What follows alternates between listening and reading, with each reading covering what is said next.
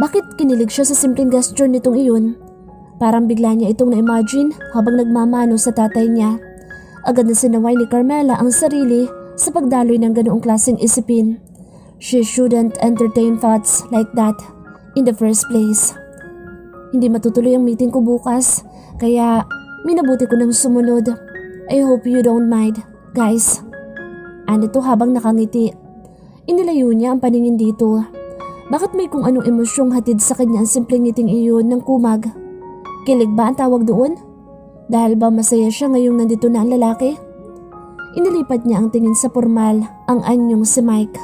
Noon niya napansin na nakatutok din ang tingin nito sa kanya. Hindi sinasadyang napayuko siya at hindi magawang salubungin ang tinging iyon. Pagsapit ng 8:00 ng gabi ay nagaya sa Tessa na pumunta sa peryahan. May mga rides daw doon tulad ng Ferris wheel, Caterpillar at horror train. May mga pabingo din, beto-beto at marami pang iba. Magkasabay sila sa paglalakad ni Mike habang sa kaliwa ay kaagapay naman niya si Tessa. Sa likuran ay magkasabay na naglalakad si Mang Kaloy at Simon. Pagdating sa perya ay nagpapalit sila ng 500 piso upang magamit sa pagtaya sa mga palaro. Sinubukan nila ang isang game kung saan ihahagis ang pabilog na plastic na umiilaw sa mga nakatayong bote. Si Mike ang nauna na nakashoot ng 2 at sinundan naman niya na nakaisa lang. Si Simon ay umiling pero masayang nakangiti habang nanonood sa kanila. Si Mang Kaloy at Tessa ay sablay lahat ng tira. Sa huli, nakaubos sila ng 100 piso. Sa beto-beto ay kumabig sila ng halagang 40. Tuwang-tuwa siya habang napapahampas pa kay Mike. Aliw na aliw siya na lahat ng kulay na subukan nito ay nananalo. Sinubukan din nila ang bingo dahil nakakaaliw ang binatilyong nasa Mike at tumatawag ng mga numero. Tigda-2 sila ng bingo cards na binabantayan at kada tawag ng numero ay napapatili sila ni Tessa. Sa letra ng I, anang binatilyo. Iniibig ngunit sinaktan, minahal pero iniwan, 19. Ang lakas ng tawa niya sa mga punchline ng bingo caller. Sa letrang B, babaeng gumugulo sa isip mo gabi-gabi. Pinakaabang ang numero sa Pebrero 14. Napatili si Carmela dahil isang numero na lang at bibingo na siya. Muling tumawag ang caller at napapasigaw na siya. Sa letra ng O! Sigaw niya. 75 ang inaabangan niyang numero. Sa letrang O! Muli niyang sigaw. 75! Lumapit sa kanya ang caller at sinilip ang kanyang cards. Sa letra ng O nga! Muli niyang sigaw na hindi mapigilan ang sarili sa excitement. Natampal pa niya sa balikat ang braso nito. Sa letra ng O! Tumahimik ang caller at ibinigay sa kanya ang mic. Mabilis niyang isinigaw ang kanyang numero. Edad na aabutin ni ate kay hintay kay kuya, 75. Expired na. Napatili siya sa tuwa at nagpalakpakan ng mga naroroon. Nagtawa na ng lahat nang wala sa loob na mabatukan niya ang binatilyong caller. Letrang N pala, mga kaibigan. Nananakit. Nananakit ang nanalo sa ating punuan ngayong gabi. Iniabot nito sa kanya ang 500 piso bilang premyo at isang sakong bigas. Nagpresenta na si Mang Kaloy na maunang umuwi para dalhin ang bigas. Kayo ba, sir? Hindi niyo pa gustong umuwi? Maya-maya ay tanong na matanda kay Simon. Oo nga sir, baka napapagod na kayo. Maon na kayong umuwi. Sang-ayon naman ni Tessa. Magra-rides pa kami. I'm fine, maaga pa naman. Nito tinapik sa balikat si Mang Kaloy. Tumalikod na ang matanda at naiwan silang 4 doon. Gusto mo sumakay sa Ferris wheel? Narinig niyang tanong ni Mike kay Carmela na tila ikina-excite naman ang dalaga. May hiluhin siya pare. Kontra niya nang hindi sinusulyapan si Carmela. Totoo ba yun? Tanong ni Mike sa katabi. Sumulyap muna sa kanya ang dalaga at saka bahagyang tumango. Oo eh. Baka nga hindi ko kayanin ang Ferris wheel. At abilin niyang sagot kahit hindi naman iyon totoo. Gusto niya sanang pasinungalingan ang sinabi ni Simon pero may kung anong hatak ang mga tingin nito sa kanya na parang nagagawa siyang utusan ng mga simpleng tinging iyon. Caterpillar na lang o kay octopus? Sabat ni Tessa. Just the same, mabiblis ang mga iyon. Ang octopus ay umiikot-ikot at bumabaliktad pa. Baka kung mapaano pa si Carmi. I mean, tayong lahat. Huwag na lang doon. Saglit na nag-isip si Tessa at pagkway, nagniningning ang mga mata nitong nagsalita. Horror train na lang tayo? Nang sumang-ayon ang dalawang babae, ay napasunod na lang siya. Sumakay silang apat sa rides. Sa unahan, sina Mike at Carmi, habang nasa likuran naman sila ni Tessa. Madilim na madilim sa loob ng horror train at walang ibang ginawa ang dalawang babae kung hindi ang tumili sa tuwing lalabas ang mga nananakot na tauhan ng rides. Sa ikatlong ikot ng tren ay dumukwang ang isang nananakot sa mismong harapan ni Carmela at hinawakan ito sa balikat habang niyuyugyug upang takutin. Tili naman ang tili ang takot na dalaga. Hinablot niya ang lalaki at itinulak pababa ng tren. Nagkaroon ng bahagyang komosyon at inihinto ng operator ang tren. Kinausap sila ng may-ari at ng pinakatumatayong leader ng grupo. Inutusan itong humingi ng dispensa ang tauhan ng rides na itinulak ni Simon at sumunod naman ang nakayukong lalaki. Anong ginawa mo? Galit na sabi ni Carmela sabay hampas sa braso niya nang makalayo sa horror train. Bakit mo itinulak yung tao? Hindi mo ba nakitang binabastos ka? Ginagawa lang ng tao yung trabaho niya. Ano ka ba? Sobra kang magtiwala. Nakahawak na sa balikat mo, okay lang sa'yo? Ang oy mo. Inis niyang pinukol ang tingin si Carmela. Lalo na siyang nainis nang makitang nakaakbay dito si Mike. Tumalikod siya at iniwan ang mga ito sa kabila ng pagtawag ni Tessa sa pangalan niya. Hating gabi at tanging kuliglig at mga panggabing ibon na lang ang naririnig sa paligid. Tulog na ang cashier niya sa higaan na si Tessa. Naghihilig pa ito. Nakatutok dito ang electric fan na nasa gawing paanan. Tag-init kaya maalinsangan kahit gabi. At kahit malakas naman ang hangin nagmumula sa ventilador, ay init na init pa rin ang pakaramdam ni Carmela. Siguro dahil hindi pa rin siya nakakapagpalit ng damit mula nang dumating ng Pangasinan. Dala ang tuwalya at damit, pati toiletries, ay lumabas ng kubo si Carmela upang tunguhin ang banyong nasa gilid ng kubo. Gawa iyon sa sawali at pinagtagpi-tagping tuyong dahon ng niyog.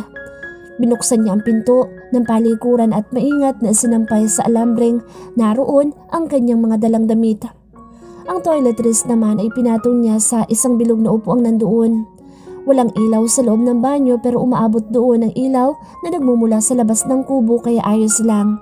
Isa-isa niyang inalis ang mga damit at maayos na inilagay iyon sa dulong bahagi ng sampayan. Pagkuhay sa kanya, inabot ang tabo na nasa isang sulok at saka ipinaloob sa malaking drum upang sumalok ng tubig. Nagtaka siya dahil wala siyang naabot na tubig. Nilaliman niya ang salok pero wala pa rin siyang maabot na tubig. Sinilip niya ang loob ng drum pero dahil madilim ay hindi niya makita ang loob noon. Lakas loob na inabot niya ang loob ng drum para matansya ang dami ng tubig pero halos abot na niya ang ilalim ng bahagi noon ay hindi pa rin nababasa ang kamay niya. Paano nangyari? Takang tanong ng isip niya. Alam niyang walang supply ng tubig malapit doon pero tiniyak ni Tessa sa kanya kanina na puno ng tubig ang drum sakaling gustuhin man niyang maligo. Napabuntong hininga siya sa desperasyon. Inis na inabot niya ang tuwalya at iniikot sa katawan bago lumabas ng palikuran. Pero saktong paglabas ay bumangga siya sa kung sino na muntik na niya ikinatumba. Namalayan niya ang sariling nakakulong sa mga bisig ng kaharap. Walang iba kung hindi si Simon. Anong ginagawa mo dito? Sikmat ni Carmela sa kanya nang makabawi. Hindi ba? May banyo naman sa loob? Bakit nandito ka? Mahigpit niyang hinawakan ang hugpungan ng tuwalya na tila ba may aagaw noon sa kanya. Mabilis na tila hinahabol ng kabayo ang kalabog ng dibdib niya sa matinding kaba. Maraming gumagamit kaya dito ako pinapunta ni Mang Dario. Sagot nito na ang tinutukoy ay ang tatay ni Tessa. Nailang siyang bigla nang bumaba ang tingin ng kaharap sa kanyang katawan. Sa inis ay pumitik siya sa hangin sa mismong harap ng mukha ni Simon. Kaya pala wala ng tubig, ginamit mo pala. Maliligo pa naman ako. Bulalas niya na hindi tinago ang inis sa boses. Kaya nga ako bumalik. Heto at nagdala ko ng 2 timba. Noon lang niya napansin ang 2 timbang tubig sa isang tabi. Yumuko siya para kunin ang mga iyon ng pigilan ng lalaki. Ako na. Anito. No thanks. Sagot naman niya. Kaya ko na yan. Pumasok ka na sa loob. Bakit bang sungit mo? Ikaw na nga itong pinaghahanda ng tubig. Bakit? Mauubos ba yan kung hindi mo kinuha? May gripo naman sa banyo sa loob eh. Di sana naghintay ka na lang kahit gaano pa karami ang gumagamit doon. Pinalitan ko na nga. Ang dami mo namang sinasabi. Yumuko si Simon para kunin ang mga timba pero nasabay iyon sa pagyuko din ni Carmela kaya nagkauntugan silang dalawa. Napadaing ang dalaga sa sakit na dulot noon. Mabilis namang hinaplos ni Simon ang ibabaw ng ulo niya. Sorry. Anito, ang kulit mo kasi eh. Tinampal niya ang kamay ng lalaki at sa gitna ng dilim ay tiningnan ito ng masama. Alam mo, ang yabang mo talaga eh. Umalis ka na nga. Kaya ko na yan. Inis niyang sabi. Sorry na nga, di ba? Bakit bang sungit mo? Dahil ba sa nangyari kanina? Masama bang protektahan ka kung nakita kong nababastos ka na? Kahit sa Tessa man, ang ginawa ng ganoon ay ipagtatanggol ko din. Pero walang dapat ipagtanggol dahil wala namang nabastos at nambastos. Sadyang marumi lang ang isip mo. Ganun ha? Marumi palang isip ko. Iniliyad niya ang dibdib at inilapat ang mukha rito. Anyong naghahamon. Oo, bakit? Talaga naman di ba? Wala ka nang ginawa kundi... Ano mang nais sabihin ni Carmela ay nakulong na lang sa kanyang lalamunan nang biglang yumuko si Simon upang hagkan siya. Automatic kong nabitawan niya ang tuwalya upang itulak ang lalaki. Pero hindi nangyari iyon dahil trinaydor siya ng sarili niyang isip at damdamin. Ipinikit niya ang mga mata habang dinarama ang nakaliliyong halik na iyon ni Simon. Then, she suddenly remembered every detail of that wonderful evening when she had given herself to him. Kabisadong-kabisado pa niya sa isip ang lahat ng iyon. Saglit na iniwan ni Simon ang mga labi niya at lumakad ang mumunting halik nito sa kanyang pisngi hanggang sa puno ng kanyang leeg. Naramdaman niya ang paghagod ng isang kamay nito sa kanyang likod. Sweetheart. Anas nito na lalong nagdulot ng mainit na pakiramdam sa kanya. Look at what you're doing to me. Tila nilalagnat na daing nito. Nang muling balikan ng lalaki ang mga labi niya, ay mas lalong naging mapusok ang mga halik nito. Inipon niya ang natitirang katinuan at saka inilayo ang sarili kay Simon. Gusto mo hindi ba? Tanong niya rito sa kabila ng paghahabol ng hininga. Hindi agad nagawang sumagot ni Simon pero dinig niya ang malakas na kabog ng dibdib nito. Pakasalan mo ko. Pwede natin gawin ang bagay na yan kahit anong oras pero kailangan mo kong pakasalan. Mahina pero mariini ang sabi. What? Tila natauhang tanong ng lalaki pero inabot niya ang mga labi nito at saka muling hinagkan. Dama ni Carmela ang pangangailangan ni Simon kaya't hindi niya inaasahan nang hindi nagtagal ay bigla na lang nitong tapusin ang halik na iyon. Kinabig siya nito at hinagkan ang ibabaw ng kanyang ulo. Siya naman ay umakap ng mahigpit sa katawan ng lalaki. Kapwa nila habol ang paghinga habang naririnig ang pagsasayawan ng mga dahong palay sa bukirin. Kasabay ng huni ng mga ibon at insekto sa paligid. Hindi maaring ganito. Akala pa naman niya ay kaya niyang i-handle ang problema kay Carmela pero sa halip ay naulit pa ang minsan niyang pagkatukso dito. This time ay aminado siyang pagkakamali na niya nangyari. Hindi kasi niya matanggap ang sinabi ni Carmela ng gabing nagkasagutan sila sa labas ng silid nito. Kung gayon, hindi na rin pala mauulit ang gabing iyon na may namagitan sa atin, hindi ba? You mean that? Oo, yun na nga. Yung ginawa natin sa silid mo, hindi na yun mauulit, tama ba?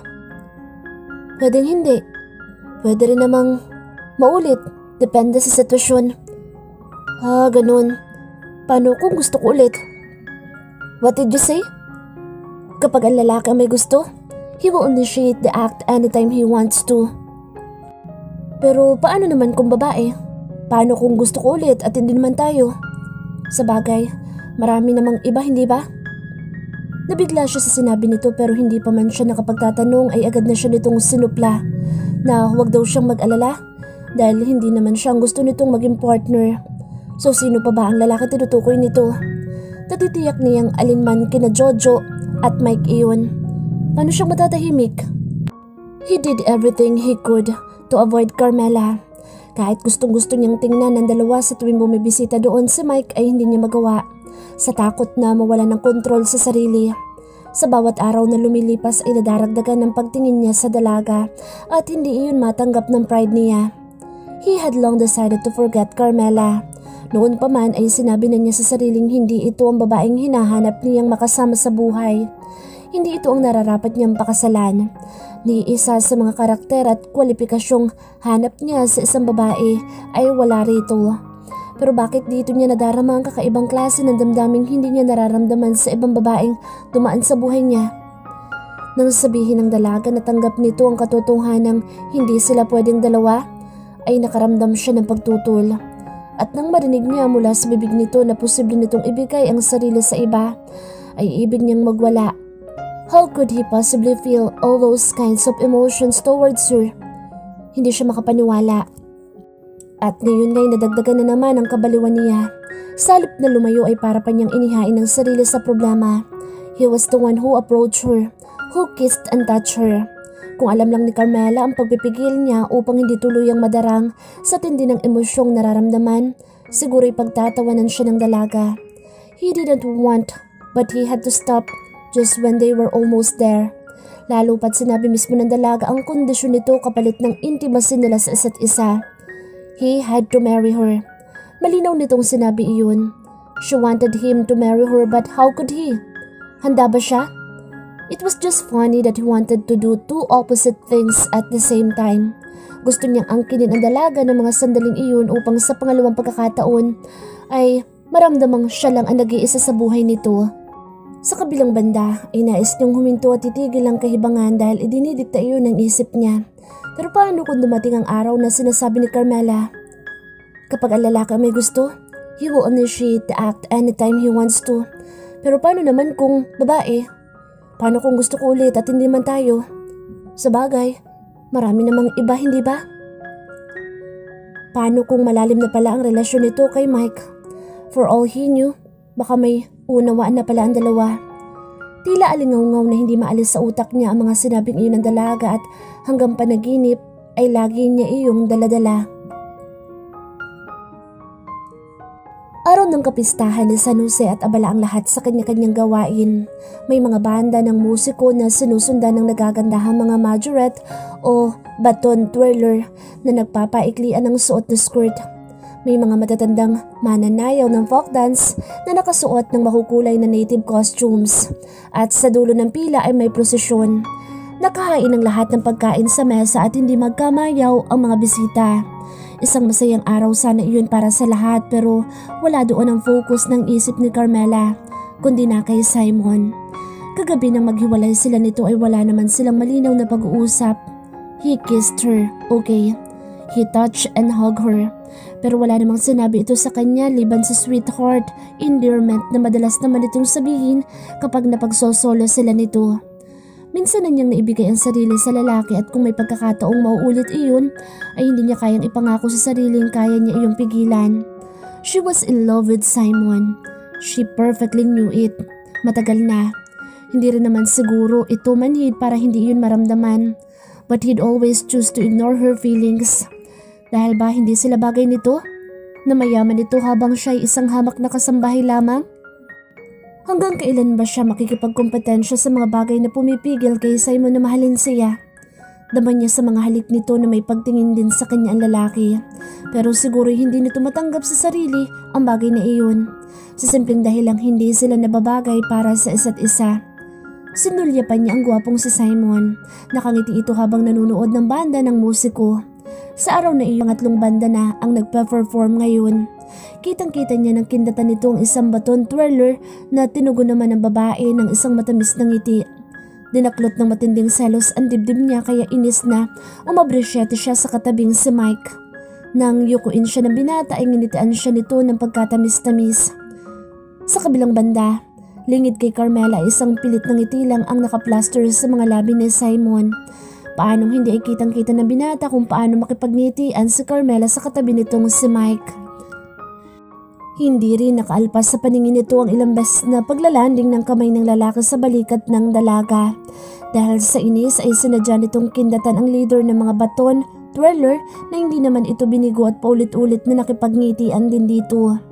Alam ng lalaking lahat iyon ay nakikita ni Carmela, pero sa halip na magselos, mas pinili nitong makipagngitian kay Mike. Siguro nga ay may unawaan na ang dalawa. Pero kung sakali man, bakit hindi ito tumutol kagabi? Bakit bawat halik ay tinugo naman ito? Anong oras tayo uuwi? Pasimpleng tanong ni Simon kay Carmela nang mapatabi rito. Kasalukuyang kumakain sila ng minatamis na kundol at lots of flan. Gusto mo na ba? Baka bitin ka pa. Mag-leave ka muna sa opisina para magbakasyon dito. Nagtaka siya sa isinagot nito. Huwag mo nga akong barahin na tinatanong naman kita ng maayos. Bakit ba sungit mo na naman? Bakit? Bakit hindi doon sa kausap mo, ikaw magtanong? Siguradong may maganda siyang sagot. Sunulyapan niya si Carla, ang pinaka-leader ng mga majorette na ngayon ay naroon sa bahay nila Tessa. Nanay kasi ni Tessa ang hermana mayor kaya may pamerienda at pahapunan ng mga ito sa banda ng musika. Are you jealous? Tanong niya nang muling humarap kay Carmela. Ngumisi ito sa kanya. Bakit naman ako magsiselos kilala na kita. Ang isang tulad mo hindi dapat sineseryoso ng babae.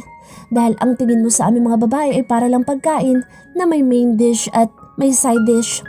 Si Almira ang main, all the rest are side dishes. Saka boyfriend ba kita para magselos ako? Tiningnan pa siya nito ng mula ulo hanggang paa na parang inuuri bago tumalikod para tumbi kay Mike. Inis na naikuyom na lang niya ang kamao sa sobrang inis. Ano? Paanong nauna na sila? Bakit hindi naman sila nagpaalam na mauunang umalis? Ha? Gulat na tanong ni Carmela nang sabihin ni Tessa na nauna nang bumalik ng Maynila si Simon at Mang Kaloy. Nagpunta sila ni Mike sa plaza para manood ng palabas doon. Hindi na siya nagpaalam sa mga kasama dahil ang sabi ni Mike ay sandali lang sila. Pero napasarap sila sa panonood ng singing contest kaya ginabi na sila. Pagbalik nila ay agad niyang napansin na nawala sa kinapaparadahan ang sasakyan ni Simon. Nang tanungin niya si Tessa ay sinabi nga nitong nauna nang umuwi ang dalawa. Hindi ko alam, Day, pero parang kanina pa hindi mapakali ang si Sir Simon Tinanong ko kung may problema pero hindi naman sumagot. Hinahanap ka lang niya sa akin. Tapos may natanggap siyang tawag at narinig ko ang pangalan ni Ma'am Almira. Baka naman pinauwi na siya ng babaeng iyon. Ang KJ lang. Mahabang paliwanag ni Tessa habang umiikot ang mga mata. Inis na tumalikod na siya para tunguhin ang kubo.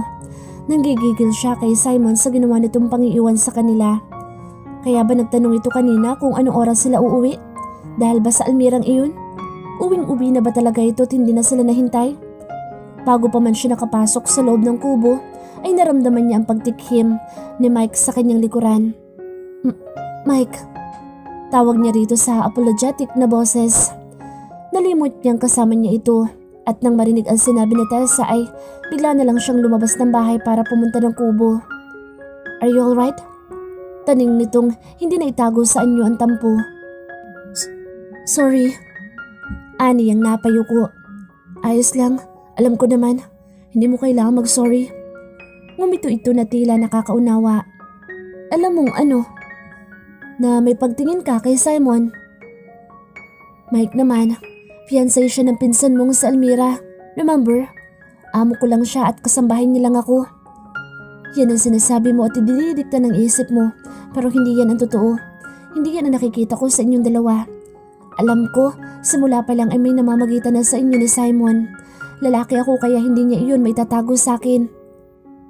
Ikakasal na sila ni Almira. And who said that? Si Almira? Ano naman ang sinabi ni Simon sa'yo?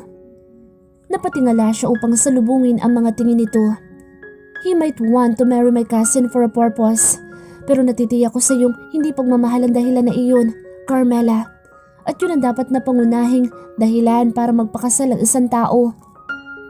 Napaisip siya sa sinabi ni Mike. At hindi niya halos na malaya nang tumalikod dito upang iwan siya. Kung maging ito ay nagsasabing may pagtingin sa kanya si Simon, bakit si Simon mismo ay hindi iyon maamin sa kanya? Almira, please, I'm tired. I'll just see you tomorrow, okay? Sinikap alisin ni Simon ang mga kamay ni Almira na nakapulupot sa katawan niya at unti-unting naglulumikot doon. Pagod siya sa mahabang biyahe. He wanted to rest and sleep if he could. But of course, he knew that he needed more than that dahil hindi lang katawan ang pagod sa kanya, kundi pati na rin isip sa pag-iintindi ng samut-saring alalahanin na may kinalaman kay Carmela. Nang hapong iyon ay balak sana niyang kausapin si Carmela. Iniisip niyang magtapat na sa dalaga sa kabila ng mga alalahaning gumugulo sa isip niya. He wanted to talk to her, to finally address what was going on between them. Part of that was to admit that he had feelings for her, na mahalaga ito sa kanya at higit pa sa iniisip nito ang damdamin niya sa dalaga. Bigyan lang muna siya nito ng panahon upang maitama ang mga bagay-bagay dahil hindi iyon magiging madali. Pero hindi nangyari iyon dahil narinig niya ang pag-uusap ni Mang Kaloy at Tessa na may unawaan na raw ang dalawa. Ipinakilala na raw ng opisyal ni Carmela si Mike bilang nobyo nito at nagbabalak na raw ang dalaga na ipakilala ang lalaki sa ama at kapatid nito sa darating na linggo. He was devastated upon hearing the news. Sobrang sakit ang nararamdaman niya lalo pa at may panibagong memorya silang nalika ng nagdaang gabi. That night with her was truly unforgettable. Paano niyang malilimot ang mainit na eksena kasama ang babaeng nakatapis ng tuwalya sa gitna ng dilim. Kasabay ng malamig na simoy ng hangin ng bukirin ay ang masayang pakiramdam na tinanggap nito ng buong puso ang mga halik at yakap niya ng gabing iyon. Nang sabihin ni Carmela na kailangan pakasalan niya ito ay hindi na siya nabigla. He actually expects her to say that. When he stopped kissing her, it was not because he was afraid of obligations, but because the time was not perfect for them to make love. He wanted to do it with her in bed. She deserved this and second time. For that matter, kung may pagkukulang siya sa unay gusto niyang punuan iyon sa ikalawang pagkakataon. He wanted her to realize that beauty of doing it with the person that you love. How he wanted to whisper so many beautiful things in her ear, pleased her, love her and do everything that would make her happy. He knew that the right time would come. Pero lahat ng plano niya ay tinangay ng hangin sa balitang narinig niya tungkol sa dalawa. Dahil doon ay nagdesisyon siyang mauna ng umuwi. Hindi niya alam kung paanong pakikitunguhan ng damdamin sa nalaman at baka magmukha lang siyang miserable sa harap ng mga ito, lalo na ni Carmela. Nang hanapin niya ang dalaga at sabihin ni Tessa na umalis ang dalawa nang walang paalam, ay lalo na siyang dinaig ng selos at galit. He then decided to leave before sunset. You're always like that this past few days, babe. What's happening to you? Noong bumalik ako dito, ay very eager kang makasama ako. We even discussed about our plans of getting married and eventually opening business together. What's gotten into you now? I'll talk to you tomorrow. Please, let me rest for a while. Pagod ako sa biyahe. And you didn't even bother to tell me na pupunta ka pala sa probinsya ng katulong mo? You waste your time to these people? Simon? Ano na bang nangyayari sa'yo? Shut up, Almira. Pwede ba? Napahawak sa dibdib ang dalaga na tila nagulat sa pagtaas niya ng boses. I can't believe we're having this discussion, babe. I think you're right. You really need to rest. Patapos humalik sa pisngi niya ay lumabas na si Almira. Noon lang siya nakahinga ng maluwag. Lingid sa kanyang kaalaman ay saktong papanhik naman ng hagdan ang bagong dating na si Carmela. Nakasalubong nito ang taas noong si Almira na kalalabas lang ng silin niya. Where is she? Malalaki ang mga hakbang na inikot ni Simon ang kabuuan ng bahay. Wala doon si Carmela. Ngayon naman ay ang silin ng dalaga ang pinasok niya. Marahas niyang binuksan ang mga closet na nandoon at agad na nakadama ng panlulumo nang makita ang malinis na ang mga iyon. Wala na ang dalaga. Iniwan na siya nito matapos ang 3 linggong pananatili sa bahay niya. Anak, hindi ba nagpaalam sa'yo? Bukas pa ang huling araw niya dito pero kagabi ay tinawagan ako at pinakiusapan na kung pwede ay pumasok na daw ako ngayong araw. Si Manang aning iyo na dumating kaninang umaga bago siya pumasok sa trabaho.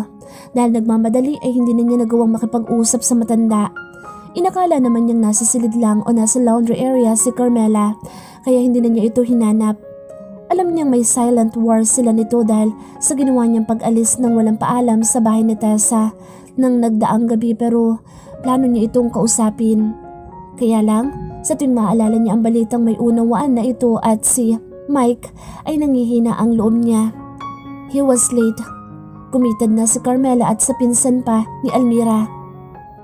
At ngayon, umalis na si Carmela nang walang paalam sa kanya.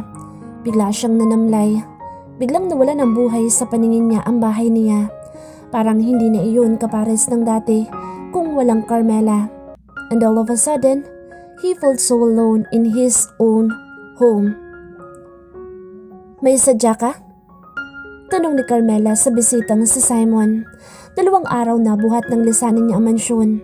Naihatid na rin ni Mang Kaloy ang sweldo niya kahapon pa, kaya wala siyang ibang maisip na dahilan sa pagpunta ng lalaki. Manang needs you there.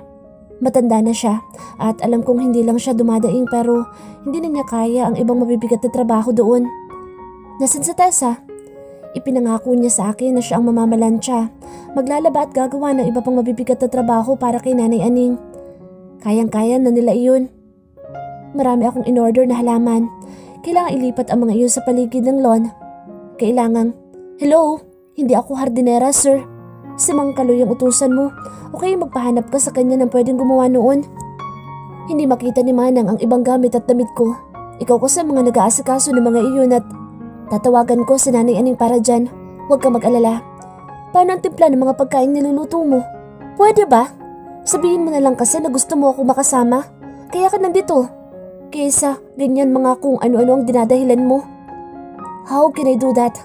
Alam kong kayo na ni Mike. Ano sabi mo? Hindi ba at kaya halos hindi na kayo mapaghiwalay na dalawa ay dahil kayo na?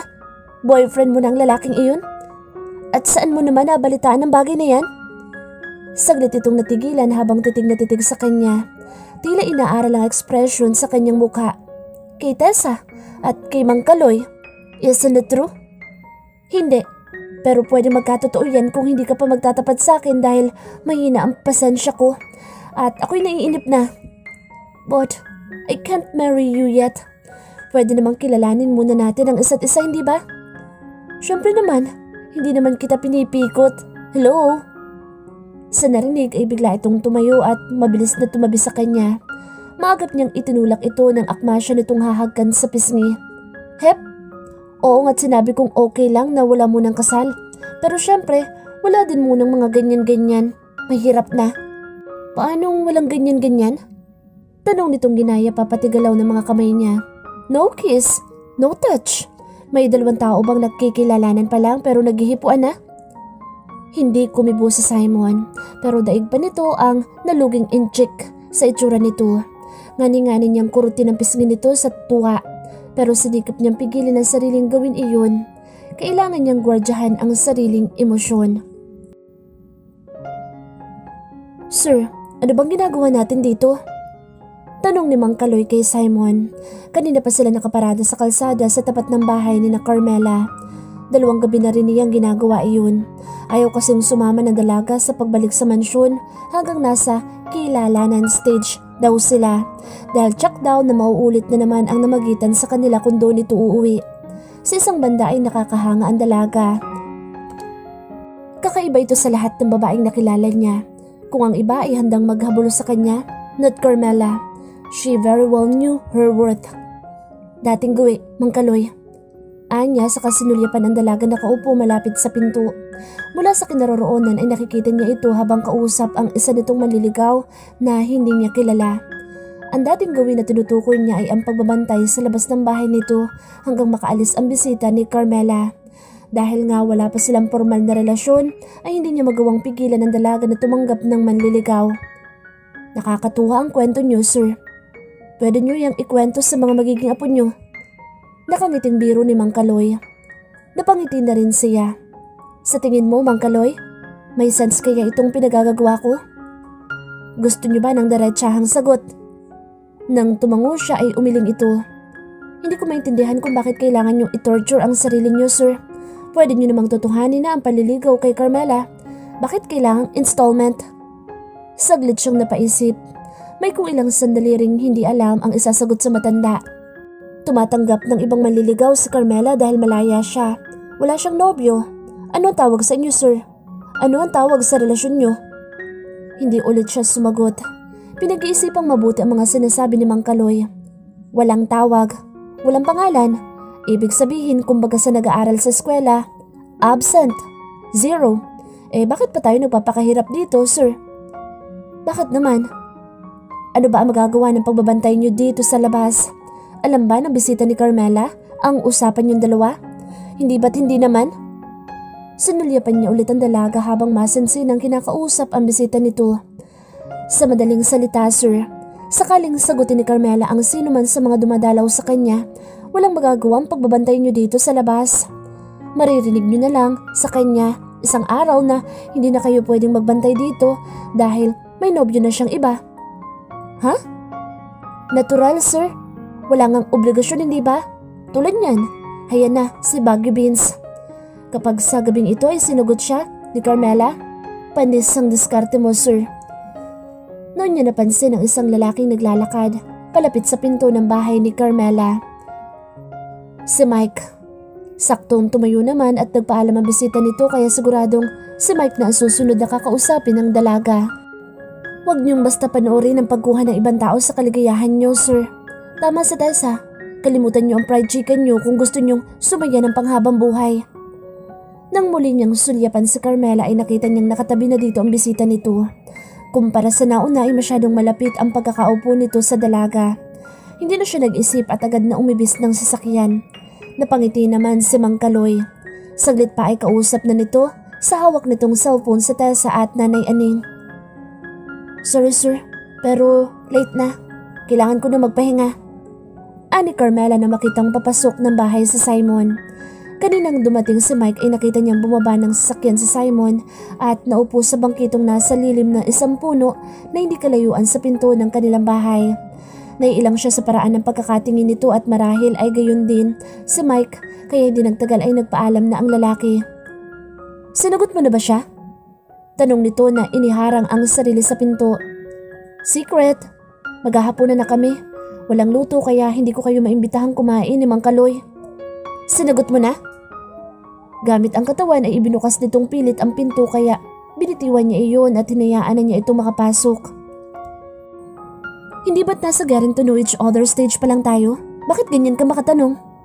Dahil gusto ko nang tapusin ang deal natin. Ayoko na. Napakurap siya sa sinabi nito. You mean, sumusuko ka na? I just realized that this thing is a complete nonsense. Nakabantay ako sa labas, pero paano ko malalaman ang nangyayari sa loob? Ayoko rin ng ganitong pakiramdam. I feel so low. Ganoon? 2 araw ka pa lang dyan sa labas and you feel so low na agad? Saglit ka palang nahihirapan pero sumusuko ka na agad? Inis niyang sabi dito. I'm not used to this kind of thing. I was just trying because I felt something special for you but come to think of it, may sense ba talaga itong ginagawa ko? O baka nagsasayang lang ako ng oras pero sa huli ay negative pa rin. Hindi ko alam kung may pagtingin ka sa akin o nag-e-enjoy mo lang na makita akong naghahabol na parang tanga dito. So, gusto mong magsigurado? Ganon? Tumango ito at hindi siya makapaniwala sa mga sumunod nitong sinabi. I know, you want it this way and God knows how much I'm trying to adjust. But, it's not just for me. It's gonna work out. Diretsahin mo na nga ako. I'm calling it off. Baka nga si Mike ang lalaking talagang para sa'yo. At babalik ka kay Almira dahil siya naman talaga ang totoong mahal mo, hindi ba? Nagkibit ito ng balikat. Almira's different. She's too carefree that I think I wouldn't even need to change my status when I marry her. Ang sabi pa nga niya ay sa Amerika kami magpapakasal para madali lang ang divorce kung ayaw na namin. See? No compromise and definitely no pressure. Pakakasalan mo si Almira dahil lang handa siya makipagdiborsyo kung sakaling ayaw niyo nang magsama? Hindi ko akalaing ganito palang hinahanap mo, Simon. I like you, Carmi. A lot, actually. But we're complete opposites. Magkaiba tayo ng mga prinsipyo sa buhay and it's just so sad that you cannot accept me for who I am. Hindi ako takot sa responsibilidad. Hindi rin ako takot magmahal at magpatali. Ang ikinakatakot ko ay ang pumasok sa kasal na gagawin ko lang just because you tell me so. Because you have this idea that only the married couples are allowed to be intimate to each other. That for me is unfair. Bumuntong hininga muna ito bago nagpatuloy. Sweetheart, There's no permanent thing in this world. Everything tends to change, including us. We will also change when we get old. If that is the only reason for us to get married, what assurance do we have that we'll still be intimate to each other after many years? Do you understand me? Pakakasalan mo sa Almira dahil practical siyang tao at handa siya makipaghiwalay sa'yo sakaling hindi maging maayos ang pagsasama niyo? Iiwanan mo ako para sa dahilang iyon? Do you even love me, Simon? Cormy, mahal mo ba ako? Hindi ko tinatanong kung gusto mo ako. Ang gusto kong malaman ay kung mahal mo ako. Ano ba ang basehan ng totoong pagmamahal? Walang maraming salita, Simon. You will just know it when you do. Gusto kitang nakikita palagi. Nakakasama. Nakakadismaya pag wala ka. Nakakatamad mabuhay nang hindi kita nakikita. Pero naisip ko, hindi pa ako handa at hindi ko magagawa ang magpakasal ng dahil lang sa kondisyon mo. Para makasama kita. Hindi napigilan ni Carmela ang mapabulalas ng iyak. Umaantak ang kalooban niya sa katotohanang handa siyang sukuan ni Simon dahil lang hindi sila nagkakaisa ng pananaw nito. Okay! Sige, panalo ka na. Nagbago na rin ang isip ko. Payag na ako makasama mo kahit walang kasal. Okay lang. Kahit anong setup na gusto mo basta manatili ka lang sa tabi ko. Okay na ba? What? I love you, Simon. Mahal kita. Napaiyak na siya matapos sabihin ang huling linyang iyon. Buhos na buhos ang emosyon niya at sawari matutumba siya sa labis na hinanakit. Namalaya na lamang niya na nasa tabi na niya ito at masuyong hinahaplos ang kanyang mukha at buhok. Pakiulit nga sinabi mo? Wika nitong tila nagniningning ang mga mata. Sabi ko'y mahal kita. Baka naman pwede magbagong isip mo at huwag mo na akong iwan. I'm sorry, Carmy, but my decisions are final. Marahan itong umiling-iling habang nakatutok ang mga mata sa sahig. Lumakas ang iyak niya pero nauwi iyon sa pagtili nang marahas siyang buhatin at iikot sa ere ni Simon. Hindi na magbabago ang isip ko dahil tuloy na ang plano kong pagpapakasal. I'm marrying you, sweetheart. Kaya huwag ka nang umiyak dyan, okay? You little witch. Nagpilit siyang bumaba upang linawin ang sinasabi ng lalaki. Tila musika iyon sa kanyang pandinig at ayaw niyang magkamali. Ulitin mo nga sinabi mo? Anyang titig na titig sa lalaki.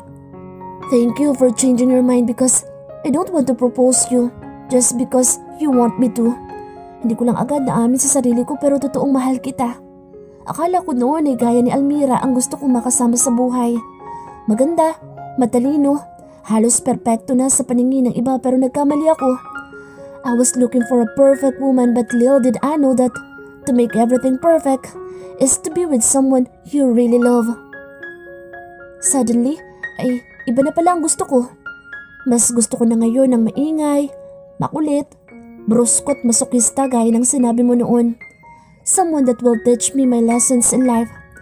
That someone is you, sweetheart. I love you with all my heart. Please, forgive me if I did not realize it earlier. Forgive me, too, if I've been too imperfect all this time. Muli siyang napahagulhol ng iyak. Sorry kung napaiyak kita. Gusto ko lang namang marinig na mahal mo rin ako dahil lagi mo na lang ako binabaliwala. But believe me, handa akong pakasalan ka kahit hindi mo yun ulitin sa akin. Tinampal niya ito sa balikat at saka kinagat sa kamay na naging dahilan para mapasigaw ito. Ganti ko yan sa pagpapaiyak mo sa akin. Damuho ka. Pinakaba mo ako ng gusto. Niyakap siya na mahigpit ni Simon at hindi ito magkamayaw sa paghalik sa kanyang mukha at leeg. Walang duda, mahal nga siya nito. Pero paano si Almira? Never mind her. Kahit mula nang dumating siya galing na ibang bansa at humingi ng tawad sa akin, ay dinaretso ko na siyang tapos na sa amin ang lahat. She's been trying hard to have me back pero alam niya ang tungkol sa'yo. Palagi lang siyang bumibisita sa bahay at nakakarating hanggang sa silid ko para tulungan ako sa mga business proposals ko. Gaya ng sabi ko, Almira was very much different compared to you, sweetie. Baliwala sa kanya kung nasa silid ko man kami magtrabaho dahil mahina daw ang aircon sa library. Pero yun lang yun. No hocus pocus? Wala kahit minsan.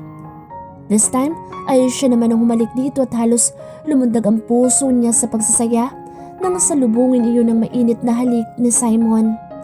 Heaven, narating na din kita. Mahal mo akong talaga? Promise. Tumaas pang isang kamay ni Simon na tila nanunumpa upang mapanindigan ang sinabi nito. Mahal din kita. Matagal na. Alam ko. Yabang mo? Kinurot niya ito sa bewang at hinagkan naman siya nito sa leeg. Huwag ka nang maghanap sa iba ha. Kung curious ka, kaya kong ituro sa iyo lahat ng alam ko pero ako lang ang lalaki magmamay-ari sa puso mo. Loko ka. Anong akala mo sa akin? Nasabi ko lang ang mga yun para makaganti sa iyo pero never ako sasama sa kahit na sinong lalaki para sa bagay na yun, no? Alam ko din naman. Gusto ko lang marinig ang assurance mula sa iyo. Ikaw? May assurance ba ako sa mga sinasabi mo? Ang lakas ng tawa ni Simon na tila kay sarap sa pandinig ng mga halakhak nito. Lifetime insurance, sweetheart. I'm yours forever. I really love you. Sasagot pa sana siya pero sinalyuhan na ni Simon ang mga labi niya.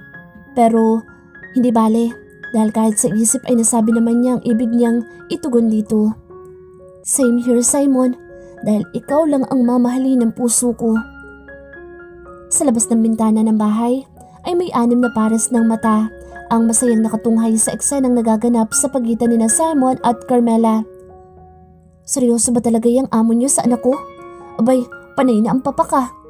Dapat ay kasal muna. Si Mang David habang hindi mapakalis sa pagmamasid sa dalawang nasa loob. Hayaan niyo na tay. Sigurado akong pananagutan naman ni Sir Simon sa ate. Sagot naman ni Empoy. Si Nanay Aning at Tessa ay masayang nagyakapan habang tila nangingilid pa luha sa mga mata. Ang galing mo, Manang. Ang husay ng script mong ibinigay sa amin ni Mang Kaloy. Ani Tessa na tuwang-tuwa. Sabi sa inyo nakangiting tugo ng matanda. Pareho nilang mahal ang isa't isa kaya ang kailangan lang ay ituro natin ang daan kung paano silang magkikita. Masayang masaya ako mga anak. Ani Nanay Aning. Maging si Mike ay nakangiti rin at masaya para kay Carmela. Mula ng araw na kinausap niya ang dalaga ay tinanggap na niya sa sariling si Simon ang mahal nito. Maging nang kausapin niya si Almira ay nagkibit lang din ng balikat ang kanyang pinsan. Kaya hindi siya nagdalawang isip na makipagtulungan sa 3 kasambahay ni Simon upang mapag-ayos ang dalawa. All is well that ends well. Sinanyasan niya ang lahat na iwan at pabayaang magkasarilinan ang 2 nasa loob ng bahay. Tinungo nila ang kubo kung saan naroon ang hapunan na inihanda ni Mang David.